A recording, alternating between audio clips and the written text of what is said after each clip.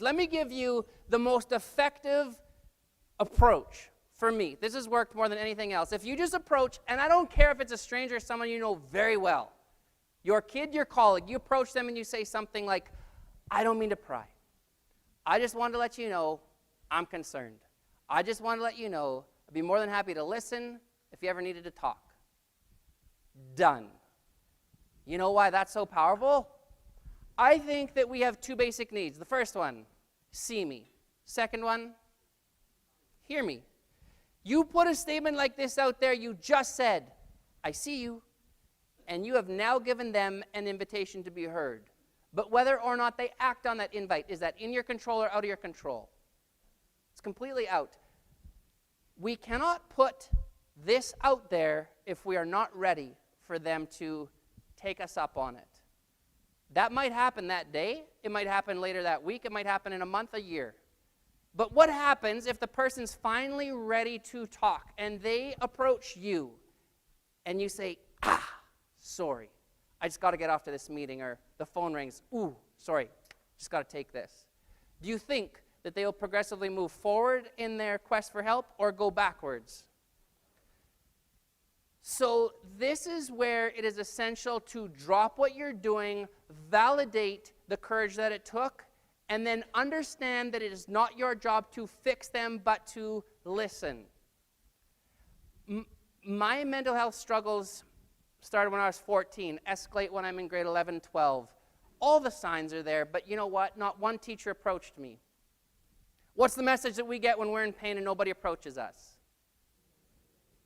And I know that they cared, but they did not know what to do with me. They could talk to my parents. Now, probably 6 years later, I'm in Edmonton. I'm a student at the University of Alberta in a class with more than 300 other students. The professor, Ian McNeil, walks up to me, and he says, come to my office, Al.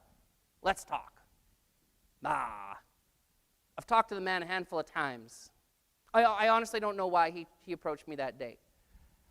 So I do remember that afternoon thinking, okay, I'll take a risk. And I kind of zoom by his door on the third floor. It's wide open. So eventually I walk in. Ian says, have a seat, Al. I sit. Then he leans forward and he says, how are you doing today, Allan?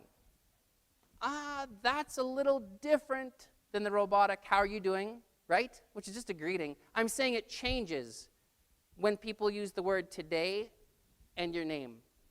But the kicker is 7% of the way that we communicate is verbal. 7%. The other 93 is coming from what? Yeah, body language, mannerisms. Everything about Ian screamed compassion. And so I sat there and I thought, okay, Ian. And I kind of removed the mask for the first time and I talked. I talked for 10 minutes. The man did not fix me. Ian understood that we all want power. We all want control. So he basically spun it back at me. Kind of that million-dollar question, are you happy? No, I'm not happy. What are you going to do about it? So what he did is then he gave me resources. Same thing in our places of work, right? We give them resources. And then at that point I realized if I don't utilize these resources, I'm not going to succeed at an academic level. So I started to get note takers, tutors. I wrote exams in rooms by myself. That was so embarrassing. It was difficult for ego, for pride, but I knew that I had to access the resources. And then what Ian just did is he continuously checked in. So I'm saying this is the same approach that we can use in our places of work, right? Give them the power, give them the control, give them the resources. If safety is at stake, safety trumps everything. We know this. But does this approach make some sense? Okay. Because for me, in those 10 minutes, Ian McNeil changed my entire life because he took the time to see a young man who's in pain, and he took the time to listen, not fix.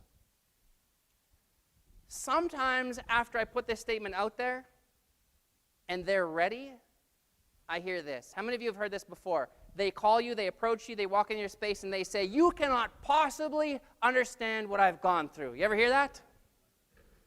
And if you say, oh, yes, I can. I went through abuse. No. This is not about us, this is about them. 4 powerful words to respond with. Help me to understand. You do that. Now you watch. You watch what happens, because now there's a shift of energy. It goes from me to them. The moment that they start to talk, what happens? I would say healing. Darkness cannot survive in light. I think that this is one of the greatest gifts that we can give people, the space where they feel comfortable talking about what they need. And then, as I said before, we can give them resources.